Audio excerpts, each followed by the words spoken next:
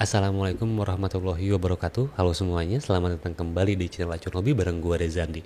Nah, setelah hampir 1 bulan gue nge-update karena ada beberapa kendala, akhirnya kedatangan lagi helm baru. Masih fresh banget, dari brand NJS.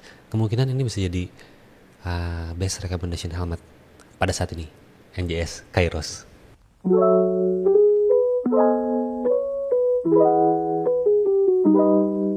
Oke, jadi di sini udah ada helm NJS Kairos. Gua buka dulu bentar. Agak ribet juga pakai mic kayak gini, tapi mau gimana lagi karena mic wirelessnya lagi diklaim garansi. Oke, jadi di sini udah ada helm NJS Kairos yang terbaru dari brand NJS, varian open face. Jujur ini baru pertama kali gue beli sebuah helm dari NJS. Even sampai yang full face-nya kemarin sempat rame kayak NJS ZX1, itu tuh gue belum pernah pegang karena emang mungkin belum ada kesempatan, dan alhamdulillah kali ini ada kesempatan untuk meminang NJS Kairos ini gitu. Dan ngomongin soal unboxingnya, gue nggak bikin video unboxingnya, tapi nanti di akhir bakal gue kasih preview waktu unboxingnya seperti apa. Jadi waktu kalian unboxing, ntar kalian bakal dapetin bukan manual book, kayak buku panduan atau buku informasi gitu. Ini rider's guide sih tulisannya, panduan pengendara. Langsung ada juga stiker-stiker dari NJS.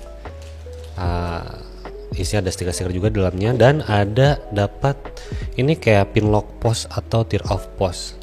Cuman kayaknya sih divisornya ini nggak ada lubangnya, jadi ini nggak tahu buat apa. Mungkin untuk spare yang kalian punya helm varian full face nya, ya lumayan lah. Cuman yang nggak kepake kalau di helm ini. Oke, yang pertama bakal gue bahas itu soal tampilannya atau eksteriornya. Jadi pertama kali ngelihat helm ini tuh kesannya agresif, sporty, tapi masih humble. Maksudnya humble di sini tuh karena emang semua brand, rata-rata brand pada saat ini ngerilis tuh bentukannya seperti ini. Ada spoilernya, garis-garisnya tegas, agresif, banyak lekukan, dan emang jadinya kayak helm kekinian tuh yang helm kayak gini. Jadi makanya gue bilangnya kayak humble dan lebih sering lihat di jalan lah gitu. Oke. Dan impresi pertamanya tuh ngelihat selnya tuh kayaknya gede banget. Gue ngerasanya gede sih, entah ya kalau gue sih ngerasanya cukup besar tuh dalam artian tinggi gitu, bukan ke samping, tapi tinggi ke atas gitu. Maksudnya besar si shellnya tuh. Itu perasaan gue sih ngeliatnya kayak gitu ya. Lalu nyambung ke bagian ventilasinya. Untuk di bagian luarnya, untuk ventilasinya ini ada air intake, cuman ada satu di bagian atas. Dia mirip kayak ink dynamic, satu di atas dengan mekanisme sliding. Ini slidingnya juga nggak terlalu nggak terlalu tegas, dia smooth, cuman kayak smooth, entah terlalu lembut atau gimana, cuman ini mudah banget digesernya sih, nggak ada kliknya gitu, digeser-geser doang. Lalu ke bagian belakangnya ini ada satu lagi, tapi ini bukan air intake, tapi ini tuh air outlet untuk ngelepas hawa panas. Ada satu di bagian atas dan ada 4 buah di bagian spoilernya gitu. Ya kalau berfungsi dengan baik sih harusnya helmnya adem. Kalau ngelihat dari outletnya ada 4 kayak gini di belakang gitu. Terus ngomongin soal spoilernya, karena rata-rata helm sekarang ada spoilernya, dan itu pun ada spoilernya tuh manis nggak berlebihan. Secara dimensi dia tuh proporsional dengan ukuran shellnya. Jadi gue suka ukurannya yang nggak terlalu besar, nggak terlalu panjang, dan build quality-nya rapi banget sih. Lakukannya rapi, maksudnya enak dilihat gitu. Ini sama kayak ZX1 mungkin ya, walaupun gue belum pernah megang helm ZX1. Ya oke sih sebenarnya spoilernya, oke banget. Terus satu lagi, kalau misalnya ngelihat si bentukannya seperti ini tuh gue ngerasanya ini tuh kayak helm cruising gitu, kayak helm untuk touring, untuk adventure, ataupun dipakai di jenis motor maxi scoot. Kenapa gue berpikir seperti itu? Karena kalau ngelihat di bagian pipinya ini, di bagian cheek padnya atau bagian pipi, lakukan shell di pipinya itu, kesannya dia lebih panjang tuh berarti dia bisa nge-cover bagian pipi mungkin ya, karena ntar kita coba fitmentnya seperti apa. Ntar gue jelasin di bagian segmen fitment. Jadi karena ini sampai ke depan banget, tipikal helm cruising ya kayak gitu, nge-cover hampir semua bagian pipi dan bagian rahang bawah gitu. Ntar kita cerita lebih lanjut di segmen fitment. Lalu untuk brandingannya ada 4 buah logo NJS di satu helm ini, ada di depan, belakang, kiri, kanan, yang which is menurut gue itu too much atau berlebihan. Jadi kalau pendapat gue sendiri, opini gue pribadi, itu harusnya di bagian kiri sini tuh nggak ada sih, kecuali yang full face mungkin ya. Tapi untuk half face kayaknya kalau clean nggak ada tulisan lebih rapih gitu. Ya gimana lagi, udah ada kan belakangnya, ya udah ada di pinggir kiri kanannya. Terus di belakangnya ada tulisan Kairos, ada tulisan NJS Kairos, dan ada hologram dari NJS original product. Emang udah ada KW-nya ya? Kayaknya belum ada KW-nya. Cuman NJS di sini ngasih hologram NJS original product. Lalu ada juga stiker info nama helmnya Kairos dan beratnya berapa. Ini beratnya 1400 kurang lebih 50 gram. Jadi 50 gram itu perbedaan di setiap ukuran. Lalu size-nya ada info size-nya ini M5758. Lalu untuk material shell-nya ini masih menggunakan termoplastik seperti biasa, seperti pada umumnya. Kalau NJS bilangnya sih ini ABS termoplastik high impact, itu teknologinya NJS, walaupun gue gak ngerti itu perbedaannya apa dengan termoplastik lainnya. Lalu untuk cell size-nya dia tidak ada perbedaannya setiap ukurannya, dia cuma ada satu cell size, tapi dia punya dua ukuran IPS. Jadi kalau misalnya kalian pakai helm ukuran S sampai ke XL, dia punya ukuran IPS yang sama. Tapi untuk yang double XL dia IPS-nya berbeda. Mungkin IPS-nya lebih tipis untuk yang double XL mungkin. Lanjut ke bagian visornya. Kalau misalnya kalian ngeliat langsung si visornya helm ini tuh ya kelihatan bagus banget sih, kelihatan tebal, dan dimensinya atau tampilannya tuh wide dan juga panjang sampai ke bawah, jadi kayak nge-cover bagian dagu. Jadi dia panjang sampai ke bawah, wide emang, dan emang cembung. Nah, belum ada kayaknya visor flat untuk open face. Di sini ada visor lock juga di sebelah kiri, udah dilengkapi dengan visor lock. Mekanisme pengoperasiannya juga cukup mudah, dia pull to open ya, cuma ditarik doang. Ini detail-detail kecil yang efisien sih penggunaannya gitu. Ini visor locknya. Dan untuk naik turunnya dia smooth karena tidak ada step-step setiap kita naikin visornya, dia smooth banget. Dan concern gue sih di bagian atasnya ini. Jadi bagian atasnya ini tuh dia kelihatan lebih tebal. Gue pikir awalnya nanti karet, ternyata enggak. Dia kelihatan tebal banget. Lalu ada garis untuk memposisikan visor ini pas di karetnya, kayak talang air untuk hujan gitu. Jadi kalau misalnya hujan diharapkan tidak masuk ke bagian dalam visor kalau hujan deras. Tapi concern gue ada di racketnya atau base plate visornya. Kalau misalnya kalian perhatiin, ini ada base plate visornya. Gue sih ngelihatnya biasa aja untuk racketnya, bukan mekanismenya, cuman finishing dari si racketnya. Finishingnya ini biasa aja, nggak ada emboss branding apapun, dan kelihatannya gue ngeliatnya ini kayak base plate aftermarket yang materialnya biasa. Sayangnya itu sih. Tapi bagusnya bentuknya dia mengikuti bentuk shell dan nggak monoton bentuknya juga gitu. Dia ada lakukan beberapa. Untuk bentuknya oke, cuman itu ngelihatnya materialnya kayak material base plate aftermarket gitu. Yang penting berfungsi lah gitu, dan mudah-mudahan tidak ada isu kedepannya soal racketnya ini. Dan untuk melepas visornya juga cukup mudah sih, tinggal ditarik dan tinggal dibuka aja sih visornya. Ini udah kebuka nih, dibuka dulu lah nanti ya terakhir. Selanjutnya kita bahas beberapa fitur yang ada di helm ini. Jadi fitur yang pertama itu dia sudah wearable glasses. Jadi di sini ada tagline-nya. Di checkpad bagian kiri ada tagline wearable glasses. Lalu untuk sistem pengunciannya dia sudah double daring. Walaupun beberapa orang mungkin lebih nyaman menggunakan micro lock untuk varian helm open face seperti ini. Cuman ya balik lagi soal keamanan, double daring ya paling baik lah dibandingkan dengan yang lainnya gitu. Ini sudah double daring.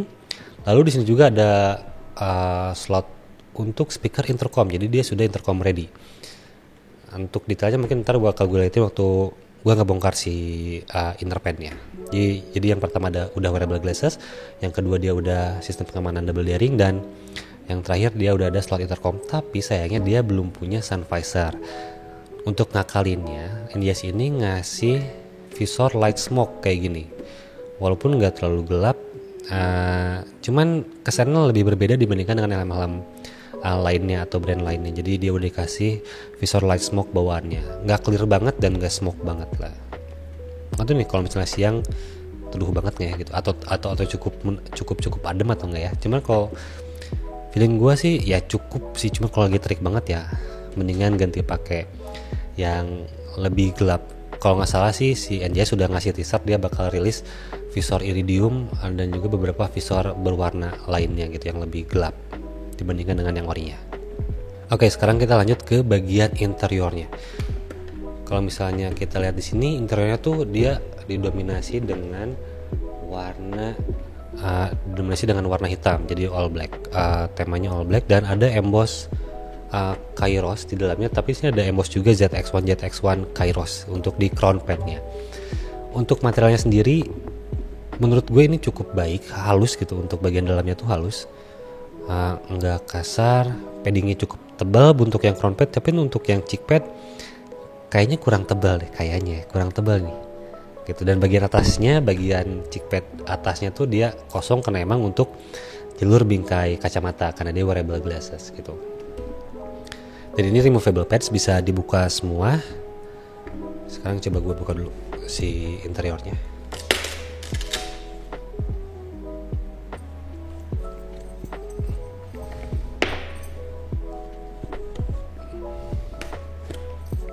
Yang ngebukanya cukup gampang sih, dia cuma pakai clip sama pakai velcro untuk yang cheek pad. Oke, jadi ini cheek padnya dan ini crown padnya. Oke, ini tambahannya dulu dikit ya. Kalau misalnya si NJS ini juga ada emboss Kairos di bagian belakangnya, di bagian kulit sintetisnya. Oke, jadi ini interiornya. Gue fokus ke interior dulu, ke paddingnya dulu. Ini untuk bagian crown padnya emang kesannya tebal sih, maksudnya nyaman gitu. Dipegang juga nyaman, kerasa banget ini nyaman. Seperti yang dibilang tadi, ini ada emboss ZX1 dan Kairos. Ada ukuran M dan ada warning sign. Yang menarik tuh soal pengunciannya kok. Jadi di bagian belakang crown padnya tuh seperti biasa pakai button clip kayak gini.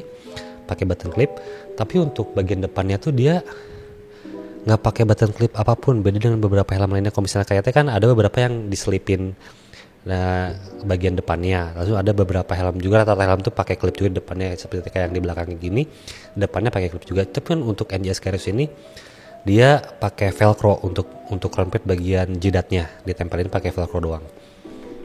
Yang mudah-mudahan awet lah, velcronya gak gampang aus. Ini crown padnya, dan ini untuk cheek padnya. Cheek padnya ini gabungan beberapa material sih. Jadi ada material jaring gini, ada mesh, ada ini bagian lembutnya yang kena pipi kita, dan di bawahnya di bagian neck rollnya ini pakai kulit sintetis dengan jahitan warna merah dan putih. Kesannya premium, kesannya elegan waktu ada bagian kulit sintetis di sebuah interior helm gitu. Apalagi jahitannya berwarna seperti ini, jadi kesannya premium sih gitu. Dan untuk neck rollnya seperti dibilang barusan, untuk neck rollnya itu dia nyatu dengan cheek pad, mirip sama kayak Kyoto mungkin ya. Kayak Kyoto juga kan dia nggak ada neck roll belakang, jadi neck rollnya nyatu dengan cheek pad. Oke, ini untuk interiornya. Dan gue kemarin menemukan hal yang menarik dari IPS si Kairos ini gitu. Jadi di tengah-tengahnya itu ada padding lagi, itu untuk ngasih apa ya, kayak ngasih feeling empuk di bagian atas kepala, kayak beberapa helm premium juga udah pakai. Dan yang selalu gue lakukan itu menambah busanya lagi di bagian kiri kanan crown padnya, karena emang gue pakai ukurannya S kan, dan helm lokal rata-rata pakainya M. Itu yang pertama yang menarik. Terus hal yang kedua tuh, ini terlihat jelas jalur untuk sirkulasi udaranya. Gue belum bisa ngasih review soal sirkulasinya pakai dingin atau enggak, cuman kalau ngelihat dari jalur sirkulasinya ini dibuat cukup baik sih gitu. Dan kalau ngelihat dari crown padnya di sini, ini juga ada bolong-bolong juga di sini. Ini ada bolong-bolong untuk crown padnya, ini untuk jalur udara sebenarnya kan. Kiri kanan tuh bolong-bolong semua untuk jalur udara. entah dia berfungsi dengan maksimal atau enggak, cuman udah ada effort ke arah sana untuk pengembangan si Kairos ini. Oke, lalu gimana dengan fitmentnya? Kita coba dulu helmnya. Untuk informasi aja, sebenarnya lingkar kepala gue tuh 55 cm, yang berarti 5,5 sekian lah. Jadi seharusnya tuh gue pakai helm size S atau small, cuman untuk beberapa, hampir semua brand lokal, nggak beberapa, tuh mereka nggak rilis helm size S, tapi ada beberapa yang ngeluarin inner padnya size S terpisah gitu. Jadi gue harus beli 2 kali. Sekarang kita coba dulu.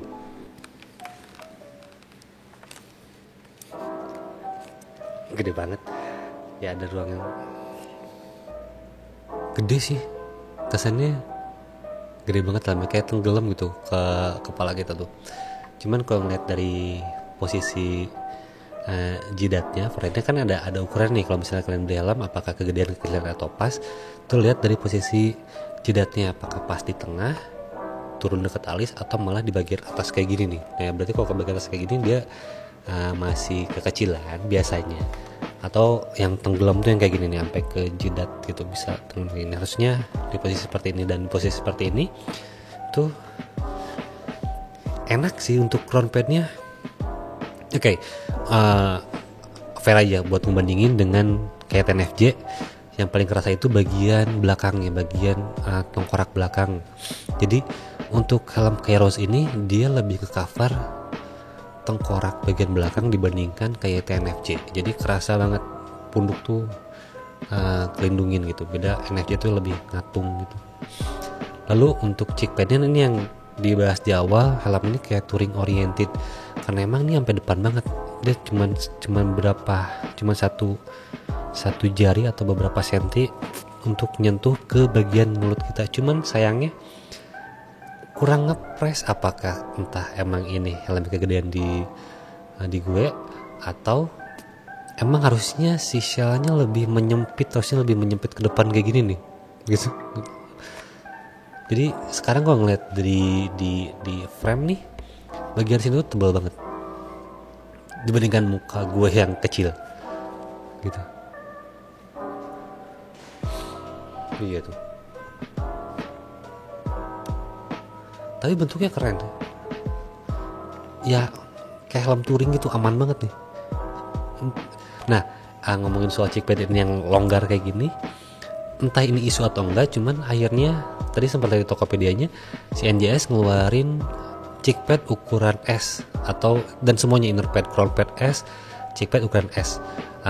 Itu jadi opsi tambahan buat orang-orang kayak gue yang emang seharusnya pakai helm ukuran S, cuma mereka ngejual helmnya, jualnya terpisah. Jadi gue harus beli lagi. Mungkin ntar gue bakal cobain cheek pad ukuran S gitu. Kalau crown padnya sih cukup nyaman, nggak ada pressure di titik-titik tertentu. Ini nggak hitungnya kegedean juga untuk crown pad. Yang kegedean tuh si ininya, si cheek padnya gitu.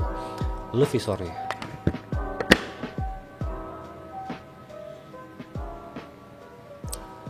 oke. Untuk si pertama kedap, ini cukup kedap sih, apalagi kalau misalnya si cheek padnya nempel banget ke pipas, ini lebih kedap lagi. Ini cukup kedap untuk si tingkat kekedapannya. Dan untuk visornya dia beneran emang wide dan emang panjang juga sampai ke bawah. Oke sih untuk harga segini. Dan yang perlu diperhatikan itu center of gravity dari sebuah helm. Jadi kalau misalnya kita pakai kan ada beberapa posisi nih kalau lagi riding. Nah kalau untuk helm ini, untuk center of gravity-nya gue pikir cukup berimbang. Ini harus segini nih, naik dikit tuh, enak sih. Nah untuk center of gravity-nya balik lagi, seharusnya dia ada di tengah gitu, nggak condong lebih berat ke depan, ke belakang, ke kiri atau ke kanan. Itu kalian bisa rasain kalau misalnya kalian tuck in, dia kerasa helmnya ngebawa kalian lebih jauh ke depan, jatuh ke depan, atau malah dia helmnya stay in position. Kalau misalnya dia stay in position, berarti center of gravity-nya bagus. Gue bisa lebih lanjut ke bahas soal ini karena emang nggak lagi riding. Cuman untuk feel pertamanya dia nggak apa ya, dia nggak kerasa berat ke salah satu sisi. Jadi untuk center of gravity-nya untuk saat ini bisa dibilang oke sih gitu. Dan yang terakhir soal harganya ini 550.000 resmi official dari distributornya ataupun dari si NJS-nya langsung. 550.000 dengan fitur-fitur yang udah kita bahas tadi, apakah worth it atau enggak? Kalau menurut gue sih sebenarnya worth it aja sih, dengan bentuknya yang oke, visornya oke, ada wearable glasses, double dari dan lain-lain. Dan ngelihat kalau ngomongin soal harga 5,5 itu kemahalan atau enggak tuh, pertama soal si helmnya, dan yang kedua soal kompetitornya, apakah kompetitornya ngejual dengan harga yang sama, lebih murah atau lebih mahal. Tapi untuk net pasarannya 5,5 untuk helm ini ya worth it. Ink Dynamic hampir 500, ini 5,5, dan ya oke, lebih oke. Menurut gue lebih oke, cuman nggak tahu menurut kalian. Oke, sekian video dari gue soal NJS Kairos ini, mudah-mudahan bisa bermanfaat. Tunggu video selanjutnya, kayaknya gue bakal ngebandingin helm ini dikomparasi dengan kayak TNFJ dan juga RSV SV300 yang lagi baru yang lagi hangat juga, baru juga gitu. Oke, sampai jumpa di video selanjutnya. Assalamualaikum warahmatullahi wabarakatuh.